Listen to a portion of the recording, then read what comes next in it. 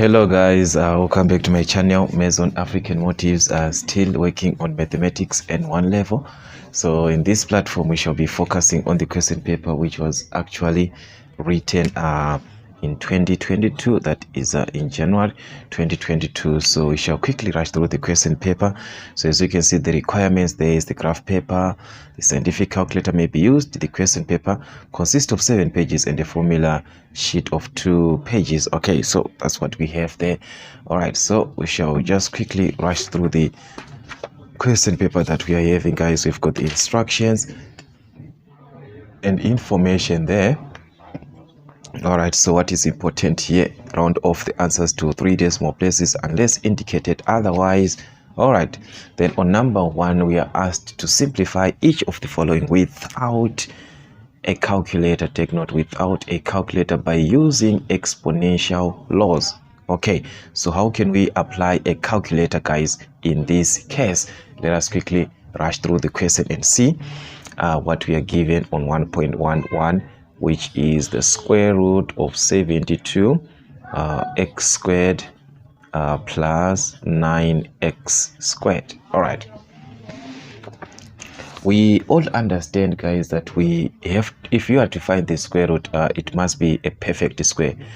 So what we can actually do here is to try to factorize this part here. As we can see here, 9 is common between these two numbers, 9 and 72, these two numbers here. So we can factor out 9x squared and x squared. We can factor out x squared like this, but having our square root still under the part here. If we factor out 9x squared, which is the highest common factor here, what are you going to remain with? That's 72 divided by 9, which is going to give us 8 plus 1, because here we are going to remain with 1. So from your calculator, this is going to actually give you an 8 in this case. All right, so that means we can have the square root of still here we have got 9x squared by 8 plus 1, which is going to give us 9. So that is what you're going to have in this case. We factored out, but these two is going to give us 9. Or we could have just added these two, guys. Are you seeing that? We could have just added this, as you can see. All right, let's see what we are going to have at the end. We are going to have 9 times 9, which is 81x squared, like this. And we can obtain the square root of 81, which is 9. The square root of x squared is x. So this is going to give us 9x. Or we could have just simplified in an easier way.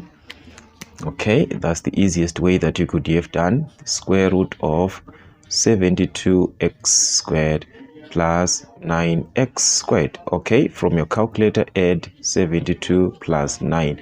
Why? Because these are like terms.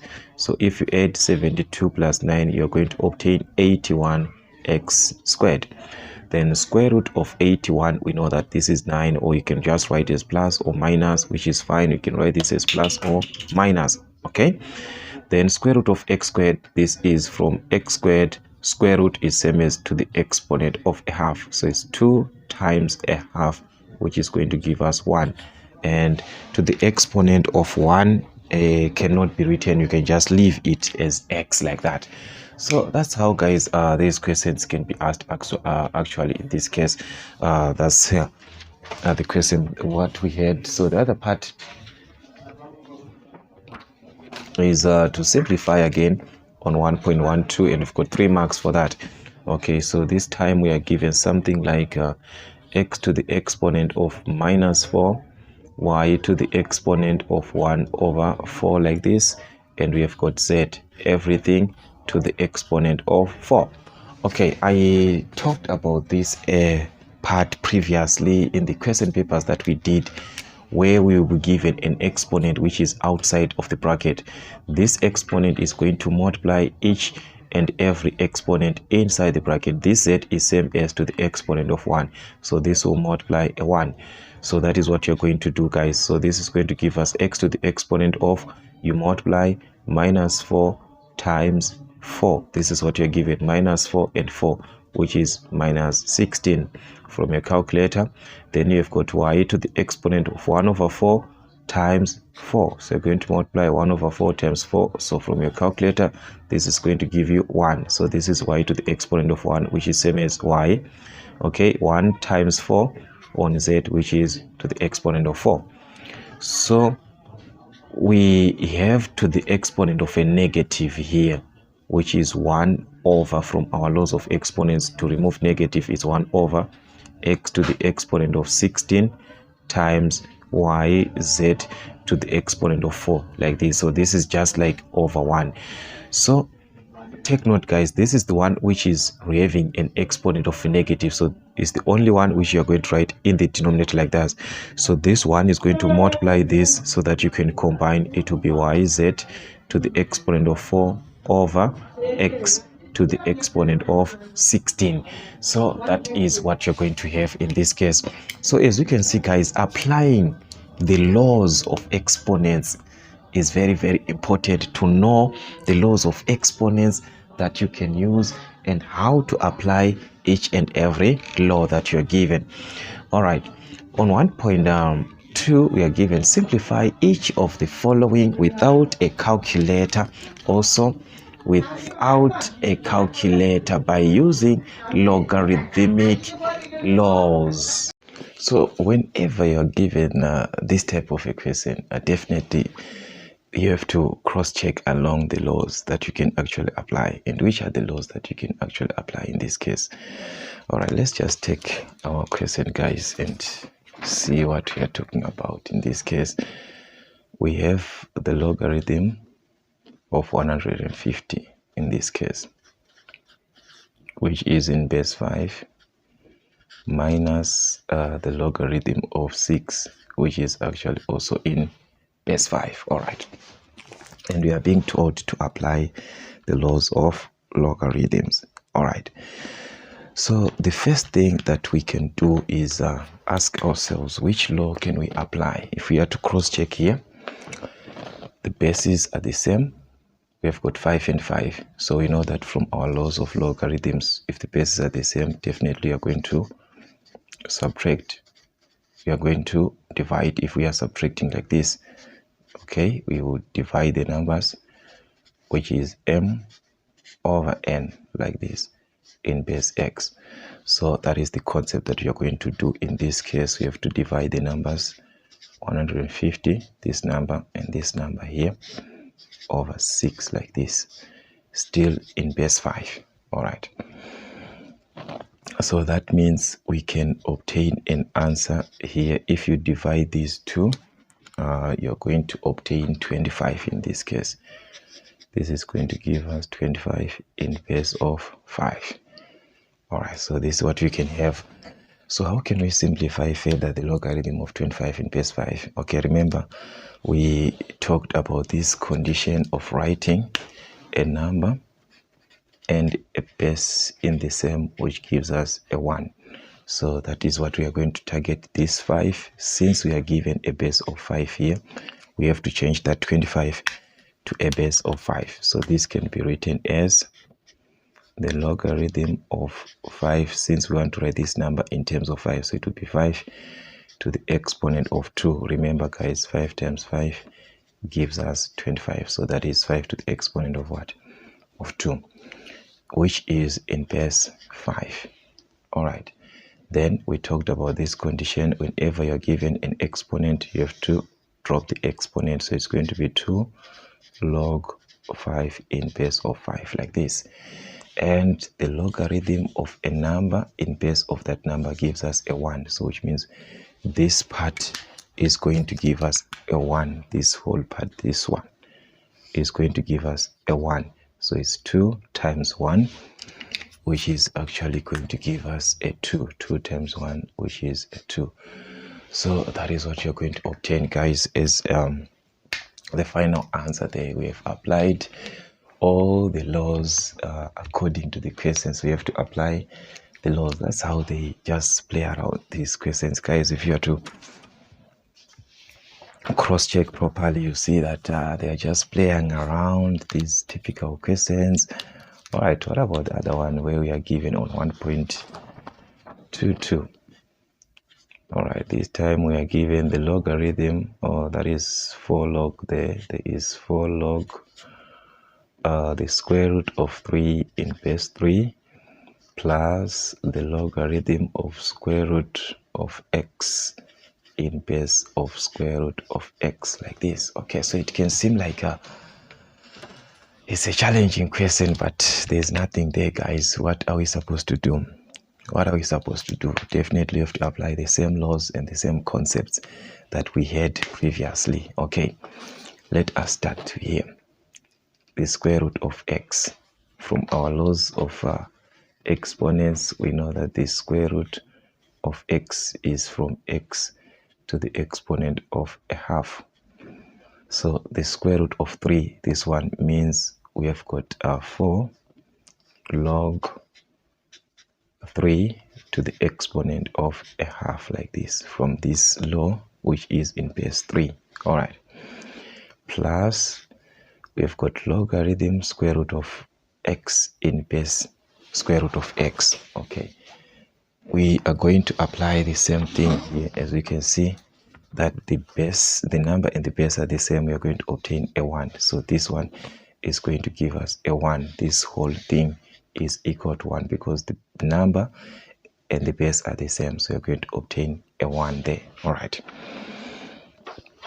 so we are back again to that concept. If we are to cross check here, guys, where we are given an exponent, I told you it is going to multiply the number here. So this is going to be 4 times 1 over 2, like this, which is actually going to give us 2. So we are going to obtain 4 times 2, which is 4 times half there, which is 2 log. So we have dropped this exponent and we obtained 2.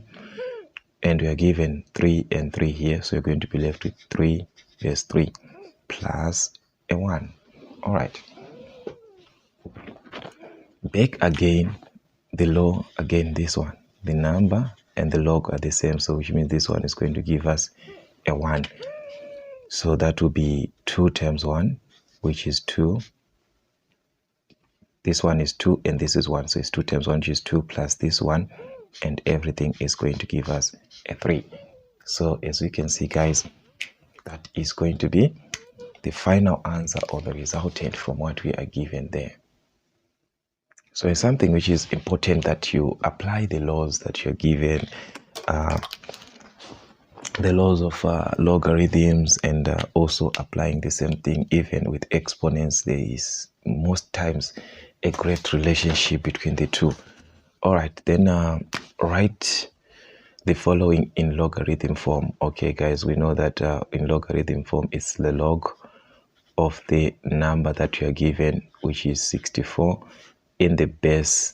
This is the base of 4, which is going to give us the exponent, which is 3. So that is in log form. That one you're supposed to understand it. That's the concept there. Or if you maybe forget this, you can just take it like this: a to the exponent of b, which is equal to c, like this, is equivalent to the logarithm of c, which is the number in base of a, which is equal to b. So this is how you convert, guys. So you can actually memorize from this. If you know this, then you just put the numbers according to that part that you're given. Is just what you're given there. All right, on question 2, divide this part here by x minus 1. All right, so always, guys, I told you the first thing is to rearrange your expressions. Okay, like this one, we have to rearrange here because as you can see, guys, we are starting with x to the exponent of 2, but there is to the exponent of 3 here, so we have to start with this one. So it's going to be 4x to the exponent of 3, all right, followed by minus 8x squared, followed by plus 5x, okay, followed by the constant, which is minus 1. So that is our expression that we are having, that we are going to use in dividing. All right, so let's divide together, guys. Remember how you divide. This is 2.1, All right, so remember guys what I told you, that you're going to have your division like this. Then the part that is you are dividing by x minus 1 is the one that you're going to use here, which is x minus 1 like this. All right, then this part that you divide, this one is the one that you write inside as it is. All right, so this is gonna give us 4 to the exponent of 3. You write that expression as it was, to the exponent of 2 plus 5x minus 1 like this. All right, so now we can perform our division. Remember the division concept I talked about previously, it doesn't change. You have to divide the first term versus the first term, then you perform your multiplication, multiplying, subtracting, then repeating the stages and so forth and so forth. So let's divide. That's 4x to the exponent of 3 divided by x. So these are 3 here. So if we divide by 1x, we're going to be left with 2 of the x's. So this x's is going to be to the exponent of 2 like this. Then 4x multiplies everything back here. So we're going to multiply everything by 4x. That's 4x to the exponent of 2 times x. We have got 2 times 1 here, which is going to give us 4x to the exponent of 3. We multiply again 4x to the exponent of 2 times minus 1. We multiply every term, so it's times minus 1, which is minus 4x to the exponent of 2. All right, so this is what you're going to do. We subtract this. All right, so let's see what we are going to have if we subtract. So that's 4x to the exponent of 3 minus 4x to the exponent of 3, which is going to give us a 0. As you can see, 4 and 4, that's a 0 there. So you've got minus 8x to the exponent of 2, and this is to the exponent of 2 again, but it's minus and minus like this. So it's minus 8 minus minus 4 like this. This is the minus and this is the minus, like minus 8 minus minus.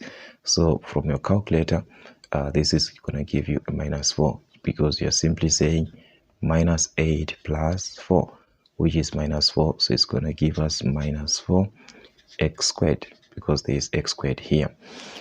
So you have subtracted. Then what are you going to do? Definitely is to drop these two terms, 5x and minus 1. We drop them down. So we are going to obtain plus 5x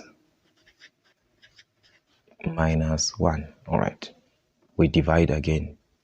This term minus 4x squared divide by x. Take note, we have got 2 here and we are dividing by 1, which means we are going to be left with 1x. So it's going to be minus 4x. We are just left with 1. There were 2 here and we divided by 1, so which means we're going to remain with a 1 there. We multiply back everything, so it's minus 4x times x, which is minus 4x squared. Minus 4x times minus 1. Take note, minus 4x times minus 1. So it's going to be a plus 4x like this. All right, so this is what we have. Then we repeat the stage of subtracting. So we're going to subtract, guys. All right, so the first term, that is minus 4 minus minus 4 like this. Minus 4 minus minus 4. That's going to give us a 0 there. Suppose it's going to be minus 4 plus 4, which is a 0 there. So here we have these two cancel. Okay, then we move on to 5x minus 4x, because this is a plus, so it's just 5 minus 4, which is x, which is 1x. But 1x is same as what? Is same as x like this. Okay, then we are done. We have to drop this term, which is minus 1, because we didn't use this minus 1, so we have to drop the minus 1 like this. All right, so this is what we have after subtracting. Then we do the same thing, guys. We divide again. X divide by x. That's gonna give us a 1, because x and x will just cancel. X and x like this cancels. That's a 1. Then this 1 multiplies back, so it's 1 times x, which is x. 1 times minus 1, which is minus 1. Then after this stage, we have multiplied everything. You subtract. So as we can see, we are subtracting the same thing. It's x minus 1, it's x minus 1, so definitely there's nothing that we are going to get as a 0, just like you're subtracting 4 minus 4 or 2x minus 2x, you know that you're going to obtain as 0 there. All right, so that's what you're going to have, guys. We're going to obtain 4x minus 4x plus 1 if we divide that, which means this one is it's a factor, because you're obtaining 0 0 like this, which means it is a factor. All right, so that's what they wanted us to do, and we've got 6 marks for that. Take note, guys. This is 6 marks for that. All right, subtract this number, this term here from. Take note, guys. I told you, whenever you're given from, this is the one that you're going to start with. This one with from. All right, so which means you're going to write this as that is 2.2. You're going to start with this one, which is written from. Okay, this one, because you're subtracting this from this, so this is what you write first. All right, so it's minus 3xy squared plus 2x squared y like this minus 3. This is what you are getting from. So what are we subtracting? We are subtracting this from this. So this is what you're going to subtract. So this is the one that you're going to minus, to subtract like this. So you open a bracket to show that you are going to subtract every term. So you open a bracket for this whole expression, okay, which is 6x squared y, okay, minus 7xy squared. You just write as it is, okay, that expression as it is inside the bracket, this expression that you are subtracting from this. All right, so once you write it like this, which means you can multiply everything by the negative now. All right, so this one we're just going to rewrite as it was. There's no effect on this part. All right, but this one is going to be affected because it's the one that you're subtracting. So it's minus times 6, which is minus 6x squared y like this, minus times minus, that's a plus. So it's plus 7xy squared like this, minus times minus, which is a plus again like this. Now you can collect like terms, guys. So which are the like terms that we are talking about? We have got minus 3xy squared. Take note, it's xy squared, 7xy squared. So these are the like terms, x, y squared, y squared. So if we subtract this, or if we add minus 3 plus 7 like this, minus 3 plus 7, that's going to give us a 4. So which means here we are going to obtain 4xy squared. All right, you move on to this part here. We've got x squared y, x squared y, x squared y. So you're going to subtract 2 minus 6. That's 2 minus 6, which is minus 4. So you're going to have minus 4x squared y like this. All right, you have got these numbers, the constants, minus 3 and 8. These are like terms. So you add minus 3 plus 8, which is going to give us 5. So that is what you're going to obtain, guys, from this whole thing. So as you can see, these are not like terms. This is x, this is x squared. So these are not like terms. You can only add if we have x squared and another part also have x squared. But if it is x and the other one is x squared, you can't add. You don't add those numbers, you just leave them like that. Okay, so that's how typical these questions might be, and you have to be very, very careful when you're answering such typical questions like that. All right, then on this one we are asked to remove the brackets and simplify. So actually what do we have here? If we are to cross check this, minus 2 and x, both are outside of the bracket, so I can actually multiply the 2 first. Minus 2 times x which is minus 2x like this, because these two are outside of the bracket, and I open the bracket that I'm given with x plus 3 like this plus 2x. So that's what I have. So I multiply these two numbers first. All right, then now I can expand the bracket. Minus 2x times x, which is minus 2x squared, minus 2x times 3, which is minus 6x. So this is going to give us minus 6x plus 2x, which was already there. Take note, this 2x is just adding, it is not going to expand the bracket. Okay, then we've got like terms here. We've got x and x, so we are going to be left with minus 2x squared. We add these two like terms because this is x, this is also x, so minus 6 plus 2, that is minus 4x. So this is what you're going to have at the end. As we can see, that is how you expand and simplify. Whenever they are like terms, you add like terms or you subtract like terms depending with what you're given. All right, then let's see the other part that we are given on 3.1. okay, that is factorize. Here 3.1, fully factorize each of the following. All right, so let's see what we have. That's 3.1. We have got 2a squared into x plus y like this minus 3a into x plus y. So this is what you're being asked to actually factorize fully. Okay,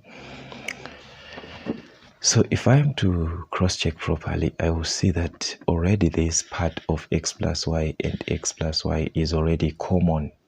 So I can actually factor out this common term, which is x plus y like this. All right, but if I factor out this bracket of x plus y, what am I going to remain with? I'm going to remain on this part with 2a squared. On this part, I'm going to be left out with minus 3a. All right, so this is what I'm going to have. But if I am to cross-check this bracket here, I'm going to see that I've got a and a, which is also common. So which means I haven't done the factorization in a proper way, because I'm still having a common term, which is a. So I'm going to factor out this common term a. So it's going to look like this. If I factor out this a, I'm going to be left with 2a squared divided by a, which is 2a like this. Remember how you divide 2a squared like this, divide by a. So it's going to be a into 2 into a squared, which is a like this. Then we've got minus 3a divided by a, minus 3a divided by a. This one will cancel, so you remain with minus 3. And don't forget this bracket, that it was there, so you just write your bracket as it was. Okay, so like this you have fully factorized. So take note, it's fully factorized, which means in its simplest or in its final form. All right, let's see on 3.12 what we are given here. So this was 3.11 like this. All right, and we have got 3.12, which is 16 x to the exponent of 4, y to the exponent of 2, minus 40 x to the exponent of 2, y like this, plus 24 xy to the exponent of 3. Still we have to factorize this, so we have to at least find the highest common factor, which is the largest possible value that we can factor out from 16, 40 and 24.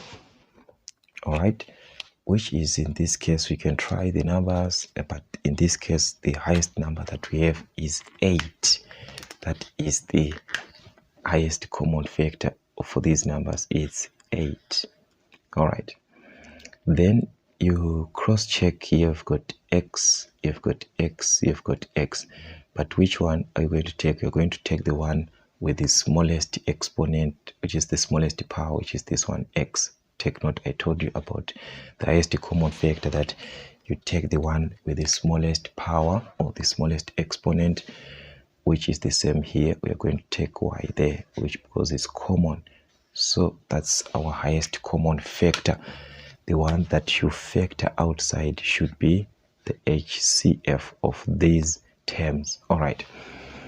Then what am I going to do? You're going to divide.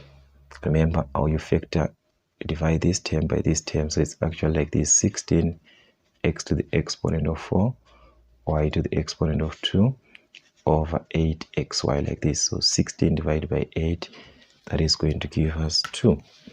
So we are going to have 2 here. X into x to the exponent of 4, you're going to be left with 3. Y and y squared, you're going to be left with y there. So this one is going to give us x to the exponent of 3, y, like this. All right. Minus, you do the same, 40 divided by 8, which is going to give us a 5. All right. Then we have got x squared divided by x, which is going to give us x. As you can see, y and y is going to cancel, so it's just going to be left out with 5x. Okay. Plus 24 divided by 8, which is going to give us a 3. X and x will cancel. Y to the exponent of 3 divided by this y here, you're going to be left with y to the exponent of 2. Remember, there are 3. You divide by 1, you're going to be left with 2 of them. So that is what we have, guys, as a factorized part. So this part, the one that you take outside, is the most important because it represents your highest common factor. So you can actually do the HCF way that you are used to, then you just insert the values there. Still, that's factorization again. All right. What about this one? What do we have here? Remember, whenever you're dealing with this typical type of equation, you have to factorize first. So you have got 4, which is common. So if we factor out 4, guys, what are you going to have here? If we factor out 4, you're going to be left with 4y divided by 4. That's y, plus 8 divided by 4, which is 2. Okay, everything over. We have got 21 minus 7, 21y minus 7. So 7 is the highest common factor. If we factor out 7, you're going to be left with 21 divided by 7, which is 3y, like this, minus 7 divided by 7, which is a 1. All right. Multiply by, we have got 15y minus 5. As you can see here, 5 is common. So you're going to factor out 5, which is 15 divided by 5. That's 3y, minus 5 divided by 5, which is minus 1. Okay, everything over. We have got 10 plus 5y. In this case, as you can see, 5 is common. You can factor out 5. You'll be left with 2 plus y, like this, which is the same thing as y plus 2. So one and the same thing. So these two brackets are actually the same, just like 2 plus 3 and 3 plus 2. These two are the same. So now I can actually cancel out y plus 2 and y plus 2 because it's 2 plus y is one and the same. 3y minus 1, 3y minus 1, I can also cancel. 5 and 5, I can also cancel them. So I'm left with 1, 1, 1, 1. So it's 4 times 1 times 1, which is actually going to give us a 4. So here we are going to obtain, on the top here, you're going to be left with 4 over 7. This is what you're going to have in its simplest form. So as you can see, guys, that's what we had on this question. There is actually nothing, but it was a matter of factorization for you to obtain these 5 marks. As you can see, guys, it was a matter of factorization there. All right, let's see what we have on the other question. On the other part, we are given determine the following. Determine the following from these algebraic terms. Okay, the prime factors of each term. All right, then the lowest common multiple and the highest common factor. All right, so sorry for that, guys. Actually, if you are to find the prime factors, let's just save our terms here, which is 35.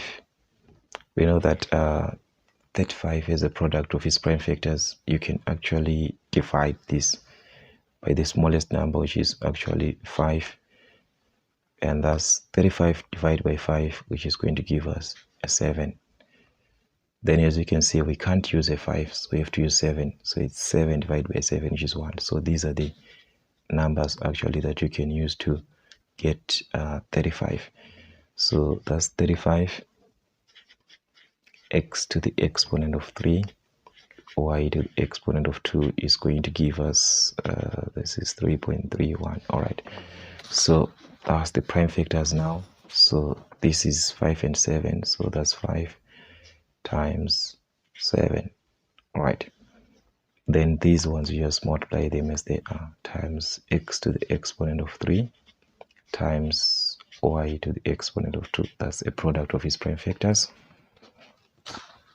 Then what about 15x to the exponent of 4, y to the exponent of 3? We've got 15x to the exponent of 4, y to the exponent of 3, like this. Okay, so that's the same thing here. We've got our 15. So the smallest number that you're going to use is 3. 15 divided by 3, that is 5. And we move on. 5, you can use 5 again. 5 divided by 5, which is 1. So 3 times 5 actually gives us 15. So this is going to be 3 times 5, like this, times this is going to remain as it is, to the exponent of 4, times y to the exponent of 3. All right, so that's as a product of their prime factors. All right, then on 3.21, we are now asked to calculate the lowest common multiple, which is the LCM. All right, so what are you going to have from the LCM? Remember that the LCM, you are going to take everything as it is given. You have to take every term that is there. All right, so you've got 3 times 5. 5 is common here. You've got 5, you've got 5, so you're not going to repeat. You just write it once. Then 7, you have to take that 7, like this. All right. So you move on to another part. When there are exponents like this and you're taking the LCM, remember what I told you guys, you take the one with the highest power or the highest exponent. So which one has got the highest exponent here? It's x to the exponent of 4. Okay, in terms of y, which one has got the highest exponent? It's y to the exponent of 3. So that is going to give us the LCM. So multiplying these numbers, you're going to obtain 105 x to the exponent of 4, y to the exponent of 3. You just need to multiply the numbers properly there. All right, so that was it, guys, on the LCM. What about the highest common factor, which is the HCF? So HCF, I told you, it must be, this one is a factor, so it must be common throughout. It must be common throughout. So let us check here. 3 is not common. We do not have 3 here, but 5 is common. We have got 5 here, so we can take this 5. Okay, then x is also common, but you have to take the one with the smallest. This one used the highest. This one is going to use the smallest exponent. It opposes the word highest. It uses the smallest exponent. Okay, lowest, it uses the highest exponent. So that is what you just oppose that. All right, so which one has got the smallest? It's x to the exponent of 3. For y, it's y to the exponent of 2, like this. So as we can see, that is the highest common factor, or the HCF, and also the LCM. So that is how they can actually ask these questions, and that is what we had in this question, making a total of 6, and everything a total of 18. All right. Then on question number 4, we are asked to solve for x. All right, so for x, let's see what we have in this case, guys. Okay, this is much dirty. Okay, that's 4.1. You're asked to solve for x. You're given 2 into 2x plus 1 minus 9, which is equal to 3 squared x plus the square root of 9. Okay, so these guys, they're just playing around with us guys here. Okay, let's just simplify and see what you're going to have. Expand brackets here, so it's 2 times x, 2 times 2x, which is actually 4x, then 2 times 1, which is 2. All right, and we've got a minus 9, so you're just going to subtract this 9. So take note, it is the number that is multiplying the bracket, this one 2. This one is subtracting, just subtract it like that. And what we have here, take note, the square here is on 3, it is not on x, so it's going to be 3 squared, which is 9. 3 squared like this, it means 3 times 3, which is 9. Okay, so it's going to give us 9x plus the square root of 9. Okay, the square root of 9, that is 3. I hope guys we are used to this one. Square root of 9, that is 3. So definitely I can collect like terms, but let me just try and fix the left hand side first. I'm going to left with 4x, 2 minus 9, that's 2 minus 9 there, which is actually minus 7 from our calculator. 2 minus 9, take note guys, which is minus 7, is equivalent to 9x plus 3. All right, now we can collect our like terms. So I can choose to, the way I transpose, I can just choose maybe to work with this 4x to this side because this is the bigger number, and transpose this 3 to this side to minus 7. So it's going to be like minus 7. It was a plus 3, so it's going to be minus 3. Take note, this was a plus, so it's going to change since it has crossed the equal sign, so it's going to be a minus, which is equal to, already we have 9 on this side, so it's going to be 9x. Then this is the one that you're going to transpose, which is going to be taken to this side, so it's going to change the sign. It was a plus, so it's going to be a minus, so definitely we are going to have it as minus 4x. Okay, which makes this equation much sweet to work on. All right, minus 7 minus 3, that's actually minus 10 from our calculator, which is 9 minus 4 there, which is 5x. So by doing so, actually I can actually find the value of xy because these two are multiplying, so I can actually divide the 2 here. So dividing the 2, I'm going to remain with x, and minus 10 divided by 5, that's going to give me minus 2. So definitely that means our x is going to be minus 2. So as you can see guys, these were actually the stages, the necessary stages to take in solving that equation. And I think, yeah, that was worth actually 5 marks. As you can see guys, this was worth 5 marks. Okay, let's see this part. Manipulate the given formula and make y the subject of the formula. Okay, from this equation that you're given, you're asking us to manipulate that equation that you're given and make the other the subject. R squared is equal to, that's x squared guys, not y squared. This is actually wrong. This is actually wrong guys. Okay, that's R squared is equal to x squared plus y squared. I just want to take it the way it was written so that we don't confuse each other here. That is all right.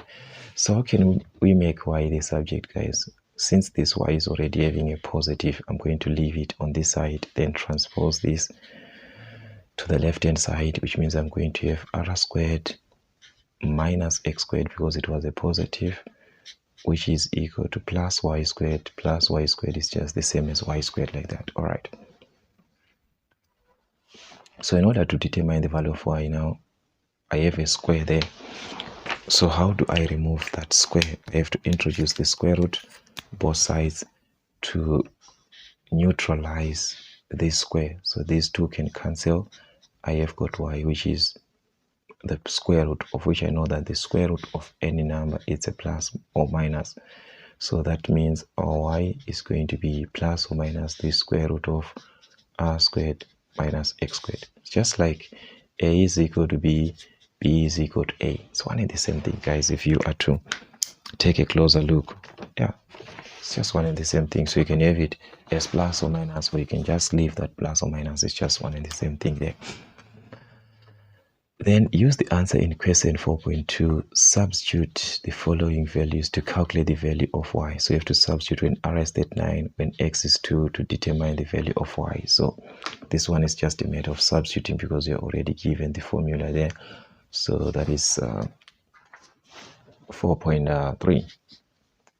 Okay, remember that we obtained y is equal to the square root of r squared minus x squared, like this, and you're given the value of r, which is 39, and x is 2, so you're just going to substitute in place of r, which is 39.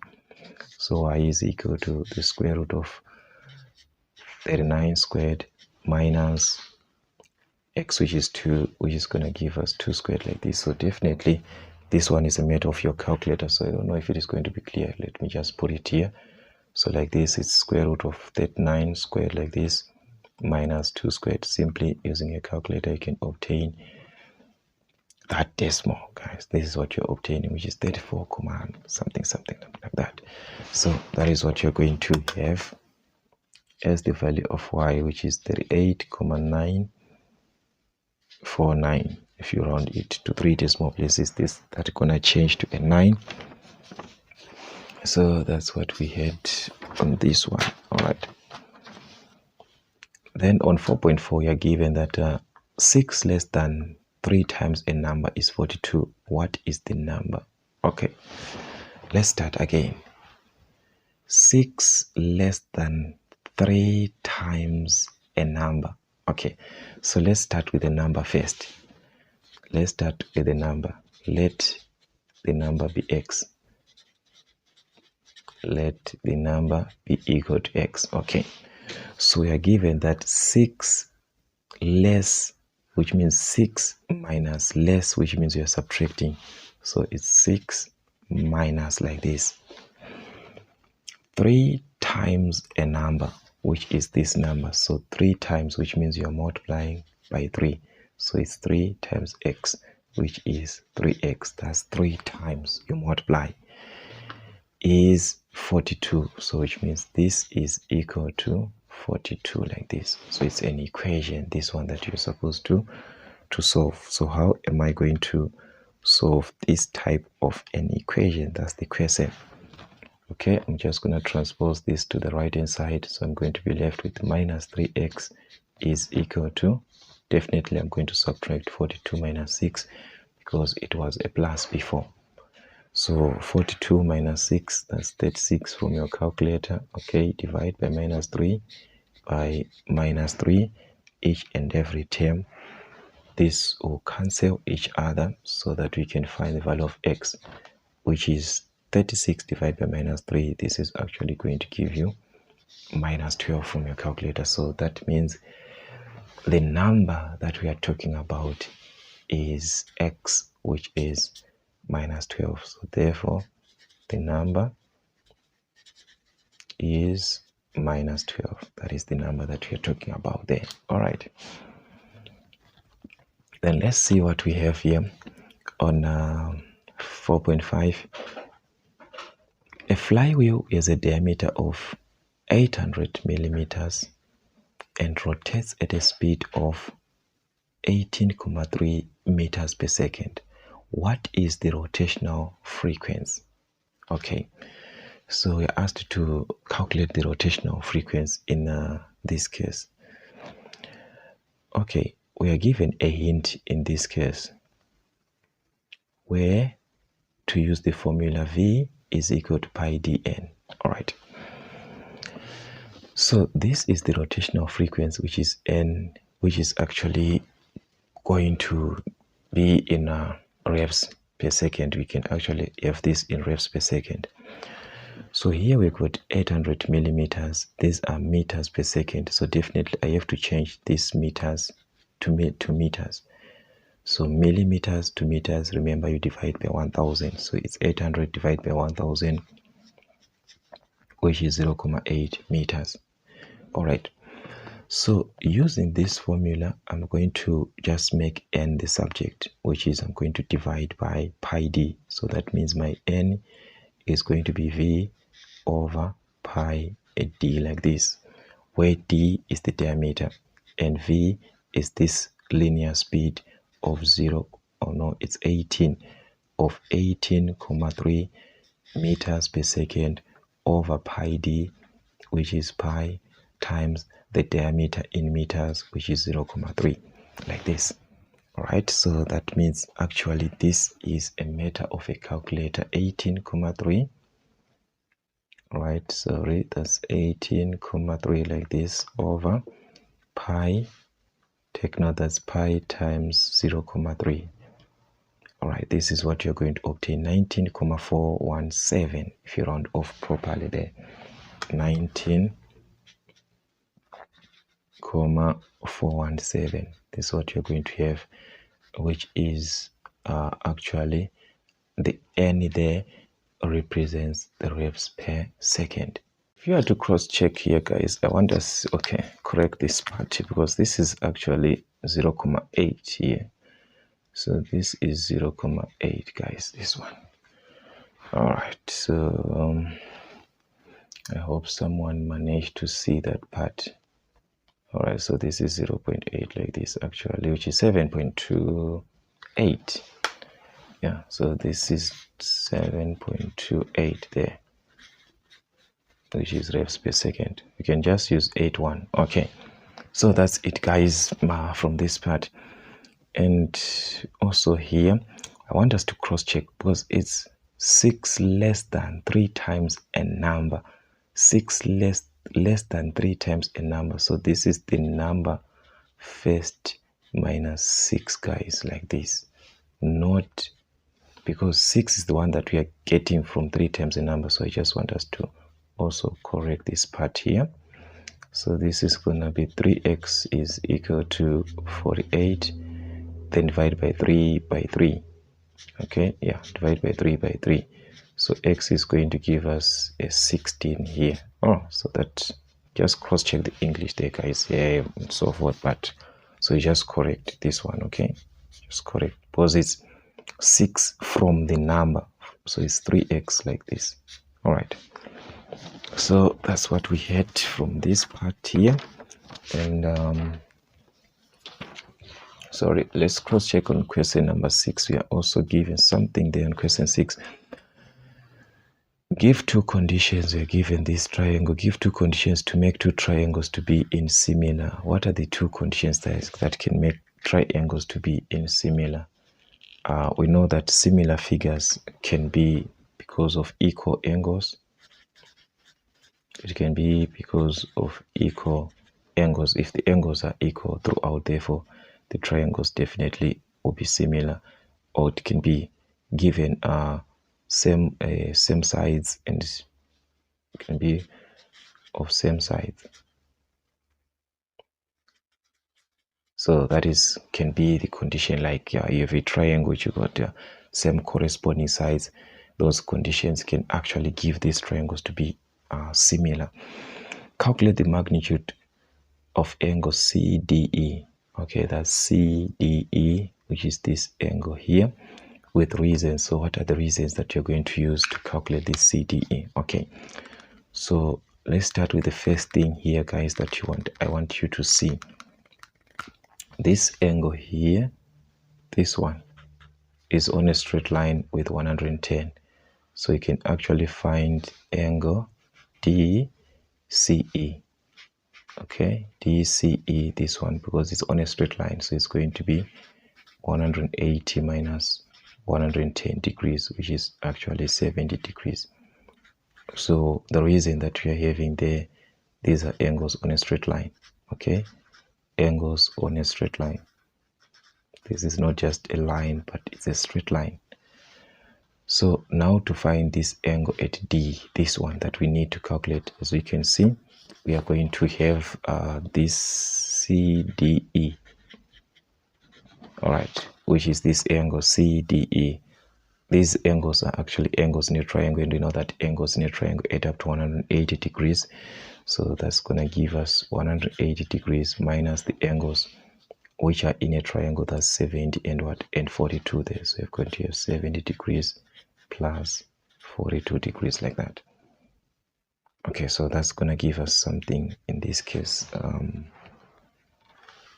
180 minus 70 plus 42. So we're going to have 180 minus 70 plus 42. Okay, so if we add 70 plus 42, in this case, we are going to obtain 68. So this will be 68 degrees. All right, so the reason here, angles in a triangle, these are actually angles in a triangle.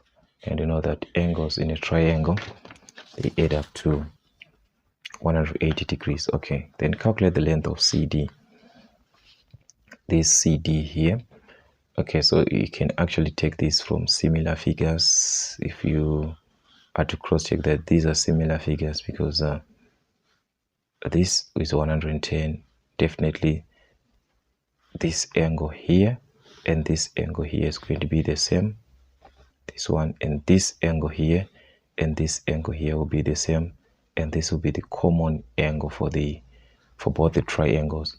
For this triangle, the bigger triangle and the smaller triangle. Okay, so what you actually need is to maybe start by giving out the ratio. I mean, there is similar figures from these two triangles, so you can just have this as a CED, triangle CED, this one. All right, so you can just take this one as triangle CED, okay, which will be similar to, so this will be this angle, remember, is equal to this angle, this and this, so it will be AEB. So that will be AEB according to the equal angle, so it will be AEB.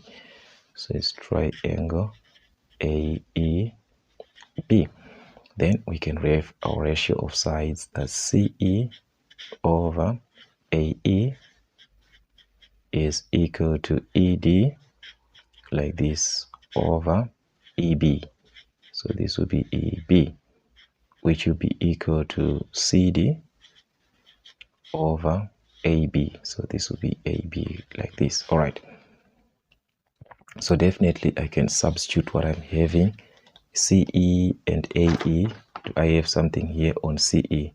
CE, this is CE, which is 16. So I can substitute 16 over AE, which is from A to E. So it's 8 plus 16. 8 plus 16, which is actually 24, like this, is equal to ED. All right, do I have something on ED? That's E to D. I don't have anything here. I don't have some. I'm not going to use this one. So this one is totally out. CD. Okay, CD is the one that I want to calculate. So I'm going to just write it as CD, like this, over AB. This is the side AB, and you've got AB, which is 18. So it's over 18, like that. So that's how you use similar figures. You formulate your ratio of sides, and you can actually calculate your CD. So how can I remove this 18? I can just multiply by 18 both sides, so this can cancel. So that means my CD is going to be 18 times this value here. Okay, that's 18 times 16 over 24. Okay, so let's see what you're going to have. 18 times 16 over 24, like this, which is going to give us 12. All right, so our CD is going to be 12 centimeters, just like the other units were in centimeters. So also our CD is going to be in centimeters, or you can use cross multiplication. Still, you're going to obtain the same answer there. All right, then we are given that a straight 15,405 meter ramp is being designed on a skateboard cos, which is this one. Find the vertical height required to give the skateboard ramp of 55 degrees angle of elevation, which is this one. That is the vertical height. So you can just refer to this as h, which is the vertical. Remember, vertical line is like this. This is horizontal, this one. It's a horizontal straight line, a horizontal line like that. So remember, guys, whenever you're working with a right angle triangle, let me show you the formula sheet that you'll be given. You'll be given this in your formula sheet, this right angle triangle with sides and so forth. So this is the same triangle that we are having here. This is your theta, this one, and as you can see, we've got A and B. This is our A here, and this is our B according to that triangle, and this is our C. So we want to calculate this h, which is A, and we are given a condition which has got A and B, which is the opposite and adjacent A and B. So which ratio uses A and B at the same time? You will find out this is the ratio which uses A and B at the same time. As you can see, we do not have A and B here. We do not have A and B. We want where there is A and B at the same time. So this is the ratio that you're going to use. Okay, so let's use this ratio and see what you're going to obtain. That's 7.1. All right, so that's 7.1. So using this ratio, tan theta is equal to B A over B. So tan theta is equal to A over B, like this. Okay, so this is what you're going to do. So we say this is our A, this is our B. So you're going to have tan theta. Our theta is 55 degrees. So it's tan 55 degrees is equal to A over B. Our A is the height, which is h.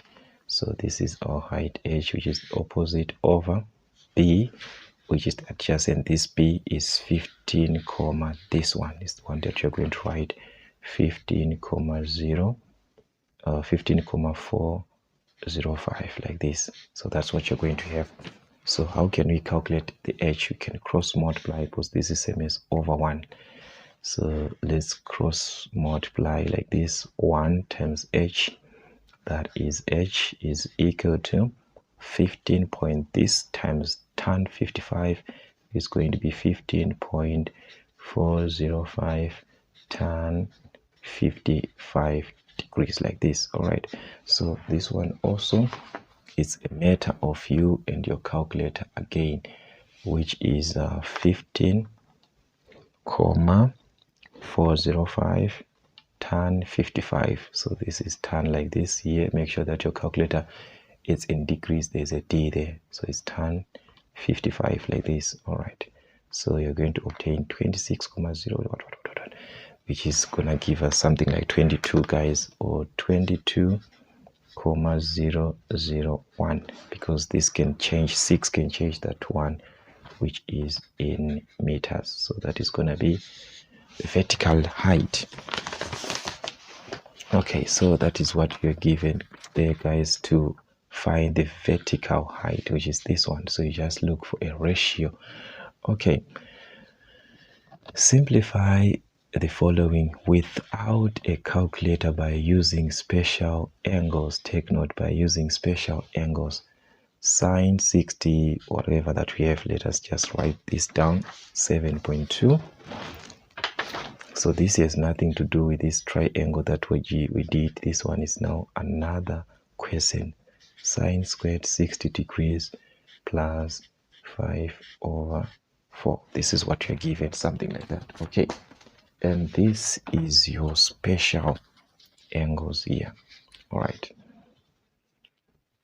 this is where we have our 60 degrees here, and as we know that from the ratio of sine, it's actually the opposite over the hypotenuse. So this is theta, this is the opposite, and this is the hypotenuse. So that means sine 60 degrees is equal to opposite, as you can see here, according to theta, your A, this one is the opposite to the angle. C is the hypotenuse. So that's the same thing according to 60. This is your opposite, which is square root of 3 over the hypotenuse, which is the one that is opposite to 90 degrees, which is this 2, like this. So this is sine 60, but take note, this is sine squared 60. So you're going to just take this sine 60 square root of 3 like this over 2, then you square it because there's a square, so you square it, plus 5 over 4. This is what you're going to have. Okay, so square root of 3 squared, what are you going to have? Remember from our laws of sets, guys, square root of 3 times square root of 3 is actually 3, because this is 3 times 3, which is square root of 9, and square root of 9 is 3. So square root of 3 squared is going to give us 3 over 2 squared. That's 2 squared like this, which is actually the same as 2 times 2, which is 4. So you're going to obtain 4 plus 5 over 4. So as we can see, we are back to normal addition of fractions, and the denominators here are the same, 4 and 4. So you can just add the numerators, 3 plus 5, which is 8 over 4, and this is going to 8 divided by 4, which is a 2. So that one is gonna give us a straight 2 from that part. We're gonna obtain a straight 2. All right, that's 7.2, guys. That's what we had. And let's see the other part that we are actually given on 7.3. I actually skipped another question here, guys. Okay, let's see on 7.2. We are asked to draw the graph of y is equal to sin x using the graph paper and so forth. Show all the values. Okay, so to draw the graph of y is equal to sin x, we are given the interval there, guys. What you're going to do, the best interval that you can take, or the best interval, I mean the step that you can use is 60 degrees for this graph. Okay, 90 degrees actually. Y is equal to sin x like this, and your x is in this interval greater than 0 or equal to 0 there, less than or equal to 360 degrees. Okay, so you just draw a table, guys. Okay, you just draw a table that you're going to use the values of x and the values of y. So as you can see, your x is going to start from 0 and end up to 360. So that's x and y like this. All right, so you're going to start with the 0 degrees, and you're not given how to separate these values, and for me, I'm gonna pick 90 degrees. That's the best way that you can have this graph. 90 plus 90, that is 180 degrees. 180 plus 90, which is 270 degrees. 270 plus 90, which is 360 degrees. So using this, guys, I can just use my calculator to simplify the value of sine 0, which is 0, sine 90, which is 1, sine 180, that's 270.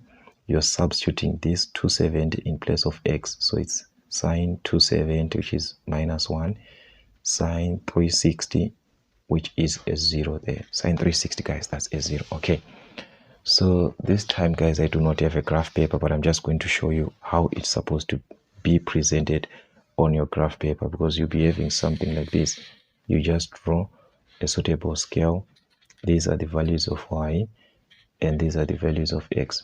So you just separate these values accordingly. Okay, so this is going to be 0 degrees, 90 degrees, 180 degrees, 270 degrees, 360 degrees. So you just separate them normally. Okay, you've got minus 1 and a plus 1. As you can see, we just have minus 1 and plus 1 only. Okay, then you mark your points here. So this one is 0 versus 0. Okay, so that's 0, which is this point. Okay, 90 versus 1. So it's 90 versus 1 here. You mark your point, which is here. 180 versus 0. So it's 180 and at 0 you mark this point. Okay, 270 and minus 1. So it's 270 versus minus 1. You mark your point. 360 versus 0. So it's going to be 360 versus 0 like this. Okay, so this is what you're going to have at the end. You join the graph. So once you have the points, you can actually join those points like this. So as you can see, that's the graph of y is equal to sine x from the information that we are given there. So that's how you actually end up with such type of a graph, guys, as we can see. All right, so I actually discovered that with this question we actually left it out before. Okay, so you can just look at it so that we can now attempt the last question. This is issue of using paper. You'll be having mixed questions or mixed arrangements. Anyways, let's just quickly look at the question, guys. On question 5 there, given y is equal to mx plus c. Okay, this is the line that you're given. Okay, take note, this point here is at 3 and this point here is at 6. These are the major important points. This one at 3 and this one at 6, and this one is your x-axis. Okay, determine the value of m and c, which is from this one and c. Okay, take note, guys, m represents the gradient. We talked about this, that m represents the gradient. So definitely I'm going to take these points and use them to find the gradient. Okay, so how am I going to take these points? This is 5.11. Okay, so I'm going to take this point here. Remember, this point in the y-axis, x is equal to 0. So it's going to be 0, 3. Remember, a point is written with x and y like this. So x is 0 and y is 3. So you're going to have 0, 3. And another point here, which is 6, 0, because y in this case is the one which is 0. So the point is 6, 0 like that.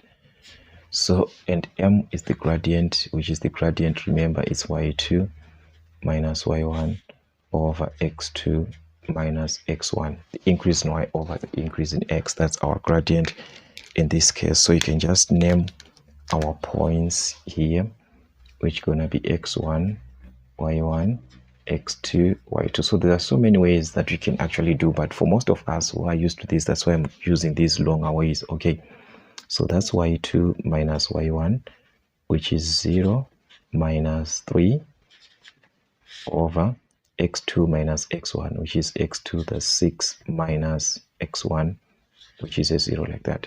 So this is going to give you, from your calculator, you're going to obtain minus 1 over 2. Just use your calculator properly there. So that's m, which is the gradient, because m represents the gradient. So the gradient in this case is minus half. Okay, then, and c is the y-intercept. So c you can just actually take from the graph. As you can see, that's at 0.3. So c is the y-intercept. So c is equal to 3.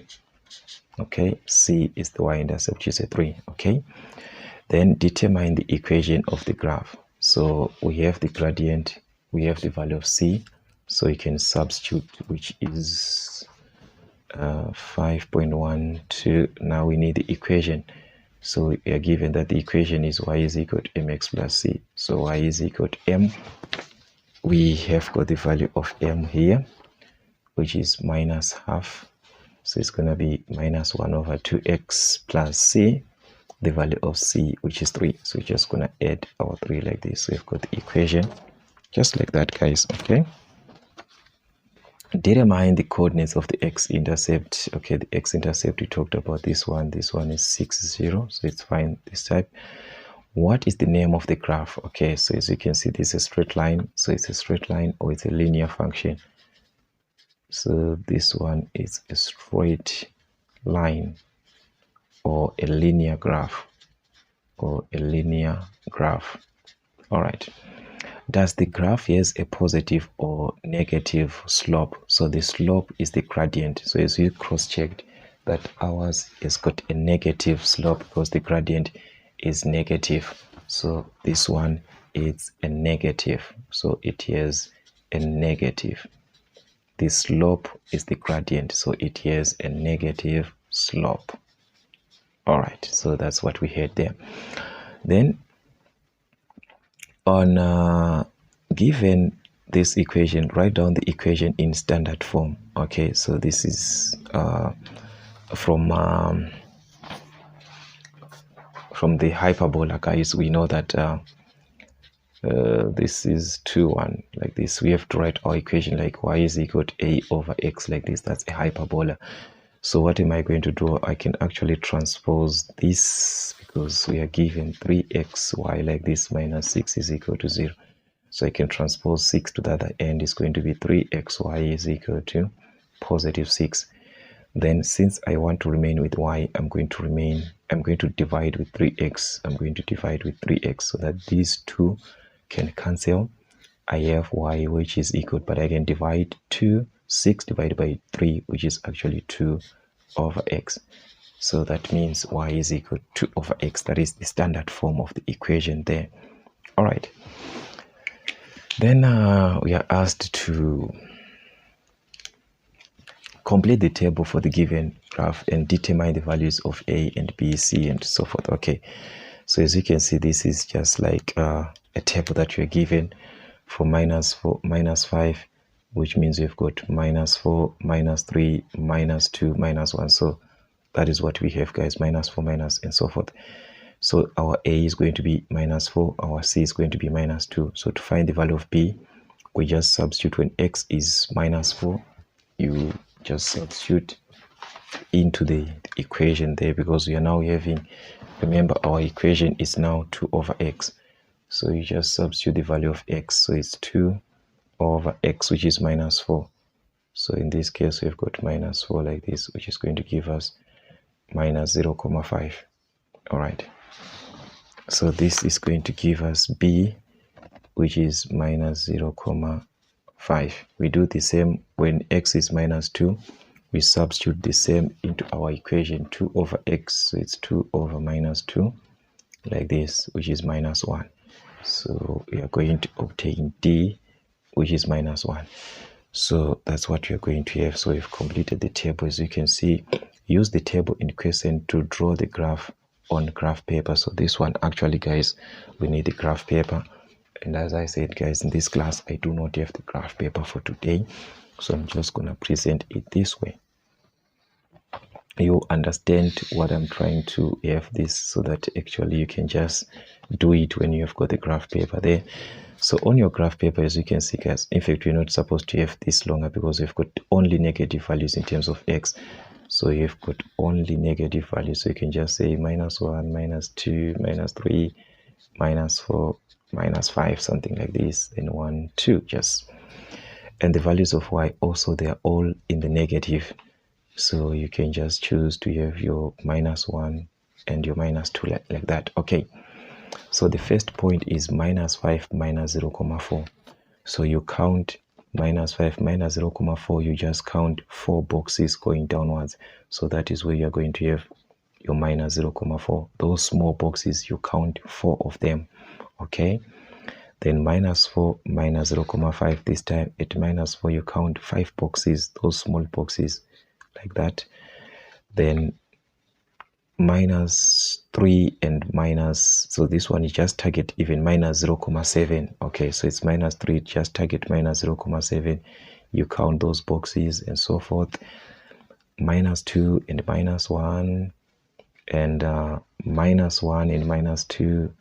You just mark your points like that. So definitely you're going to have a smoother curve that you're going to connect. It depends with what you're going to have, but since I do not have a graph paper, but that was actually the presentation of the graph that you're going to have. So you just make sure that you apply your graph paper properly, guys, so that you can at least have these 2 marks. But as you can see, guys, just 2 marks there. All right, so now back to the last question, which is on question number 8. The illustration shows a solar geyser consisting of a cylindrical geyser and a rectangular solar panel. Okay, so you've got a solar geyser and a cylindrical geyser. So this is the solar geyser, the solar geyser that you're having. This is the solar panel, then this is the geyser itself. All right, so we are given the dimensions and so forth. Okay, calculate the length of the solar panel if the area is and the breadth is. Okay, so this is the solar panel. We are given the area and we are given the breadth, and the question is calculate the length. Okay, so that's a rectangular shape, that one that you're given, and we know that let me just show you here from the formula of area of a rectangle, because we are given the area, its length times breadth. Okay, so this is going to give us this, guys. That's 8.1. We are given that the area is length times breadth. Okay, so we want to calculate the length, so you can just make the length the subject. I can divide by the breadth like this. So that means the length is equal to area over the breadth, which is the area. Make sure that the units are the same. It's centimeter square and centimeter, so you can just divide the two numbers. So it's just dividing, guys. 1 2 3 0 4 6 875, like that. Divide by 187,5. So these guys, they just want to test us, guys, in terms of using our calculator and so forth. But as you can see, there is nothing there. Okay, so let's just put a fraction there. I've got 1 2 3 0 4 6 875. Yeah, that's 875, something like that, over 187.5, which is something like that, which is going to give us, yeah, that's what you're going to have after, which is 656.25. Okay, that's going to be actually in centimeters, because we are given the other dimensions in centimeters. So this is actually going to be in centimeters. Okay, then calculate the volume of the cylindrical in, if you are given the height, you are given the height and the radius in millimeters, so you need the volume. All right, so let's take, guys, this is a cylinder. Okay, and you are given here on a cylinder, which we actually do not have the part here. Oh, I'm not looking properly. Okay, let's just have the formula. Let's just have the formula, since I'm not having the other part, or it's actually not given. But we know that this is a cylinder, guys, and the volume of a cylinder is base area times height, which is pi r squared h. All right, so you can just use the formula there, which is pi r squared h, okay, which is 8.2. So that's 8.2 there. So volume is equivalent to pi times the radius. The radius, we give it the radius here, which is this value, guys, 206,013. These are millimeters times the height squared, which is 1875 millimeters. So that's gonna give us volume, which is in cubic millimeters, as we know, guys. Okay, so that's pi there. So we just put a pi, shift pi times that's 206.013.013 squared, like that. Okay, then you multiply by 1875. Okay, this is what you're going to have, guys. Just look at this number that you're having. So you're going to have 250000. Those are 4 zeros there. 223,9. This is millimeters, so this is going to be cubic millimeters. So this is actually the volume of the tank that we are given the geyser. So this one is the geyser, so it's going to give us the volume of the geyser there, which is a cylindrical geyser there. Okay, determine the capacity of the geyser in liters, and you're given that 1 liter is equal to 1 million cubic millimeters. So how do we convert now cubic millimeters to liters? So it simply means we are going to divide this by 1 million. Okay, so this is 8.3. We divide this by 1 million. It will give us volume in liters. Okay, we already have this answer, so divide by 1 million.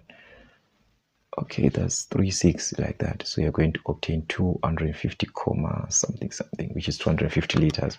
So you simply divide 250, whatever that we had like this, divide by 1 million like this. So this is going to give 250 liters. Okay, so as you can see, it's comma 0,000 and so forth. So it's just going to be 250 liters there. Then the cost per month of a standard geyser is 585.97 rand. The cost per month of the solar geyser is 351.58 rand. That is what we are having per month. Okay, what percentage of money will be saved with the use of a solar geyser? Okay, so the question is here, what percentage of money will be saved with the use of the solar geyser, which is this one? A standard one, which is the one where we are having no more electricity there without a solar, is the one that is costing 585.97. Then now with a solar geyser to be reduced. So we have to find the difference there, because that is the percentage that we are going to save. All right, so this is it, guys. That's 8.4 in this case. So actually we are saying we have got the normal standard amount, which is 585.97 rand, minus the one that we are saving now, minus the solar one that we are having this time, so that we see how much are we saving. 351.58. All right, so from the normal amount that we had, which was 585, guys, I don't know why I'm getting this today, minus 351, this is 351.58. all right, this is the amount that you're going to get, which means we managed to save 234.39 rand. So this is the amount saved.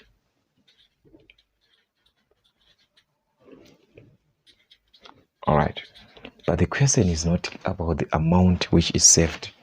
The question is what percentage of money, what will be the percentage? So the percentage is actually the amount that is being saved, which is 234.39 over the total amount that we had previously, which is 585.97 times 100%.